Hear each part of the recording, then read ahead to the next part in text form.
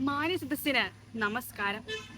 അധിനിവേശത്തിന്റെ കാൽച്ചങ്ങല പൊട്ടിച്ചെറിഞ്ഞ് India സ്വാതന്ത്ര്യത്തിലേക്ക് പറന്നുയർന്ന സുവർണ ദിനമാണ് 1947 August 15.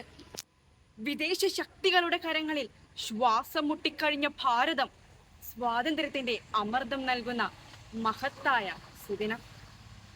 1947 August 15 ഇന്ത്യക്കാർക്ക് പുനർജന്മത്തിന്റെ ദിനമായിരുന്നു. ആ പുണ്യദിനം നാം ഓർക്കുകയും ആഘോഷിക്കുകയും ചെയ്യുമ്പോൾ ഭാരതത്തോടുള്ള കൂറും സ്നേഹവും പ്രകടമാകുന്നു.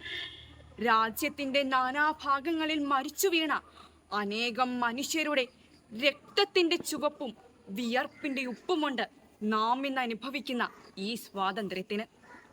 ഒരുപാട് പുണ്യാത്മാക്കളുടെ ജീവത്യാഗത്തിന്റെ ഫലമാണ് നാം ഇന്ന് അനുഭവിക്കുന്ന സ്വാതന്ത്ര്യം എന്നത് നമുക്ക് മറക്കാതിരിക്കാം.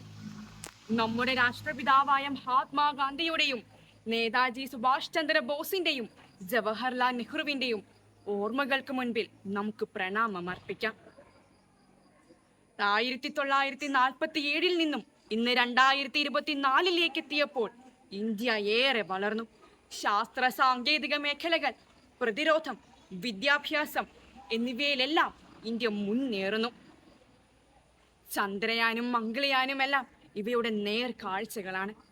അഹിംസയിലൂന്നിയ സ്വാതന്ത്ര്യമാണ് നമ്മുടേത്.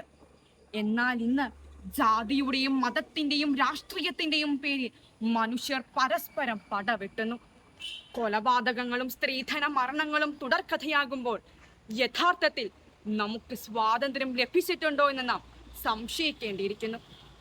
ഇന്ത്യ 78ാം സ്വാതന്ത്ര്യ ദിനം ആഘോഷിക്കുമ്പോൾ നമുക്ക് അഭിമാനിക്കാം, സന്തോഷിക്കാം.